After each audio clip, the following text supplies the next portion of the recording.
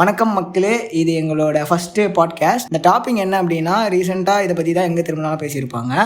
AI வந்து entire design இண்டஸ்ட்ரியுமே வந்து replace பண்ணிடுமான்றது தான். ஸோ அதை பற்றி தான் நாங்களும் பேச போகிறோம். We have CJ, CSM and visual designer Kajubhai, finally me Kiruba, product designer. என் கொஸ்டினை யார்கிட்டேருந்து ஆரம்பிக்கலாம் பார்த்தீங்கன்னா, கஜுபாய் கிட்டேருந்து ஆரம்பிக்கலாம். ஸோ கஜுபாய், நீங்கள் என்ன நினைக்கிறீங்க? Will AI replace designer? AI வந்து ரீப்ளேஸ் பண்ணுமா அப்படிங்கிற கேள்வி வந்து ஒரு ஹைப்போதெட்டிக்கல் தான் என்னோட பாயிண்ட் ஆஃப் வியூவில். ஏன் சொல்கிறேன்னா, நிறைய பேர் வந்து ரீப்ளேஸ் பண்ணுறோம் அப்படிங்கிற டாபிக் உள்ள வரத்துக்கு முன்னாடியே ஏஐ வந்து அடாப்ட் பண்ண ஆரம்பிச்சிட்டாங்க. Like different kind of softwares, like எப்படி வந்து இதை ஃப்ளெக்சிபிளாக யூஸ் பண்ணலாம் அப்படிங்கிறது. So as a visual designer என் பாயிண்ட் ஆஃப் வியூவில் நான் வந்து எப்படி ஏஐ பார்க்குறேன் அப்படின்னா, என்னோட ஒர்க்கை ரொம்ப காம்ப்ளிகேட் ஆகாமல் ரொம்ப சட்டிலாக முடிக்கிறதுக்கான ஒரு ஸ்கோப்பாக தான் நான் இதை பார்க்குறேன்.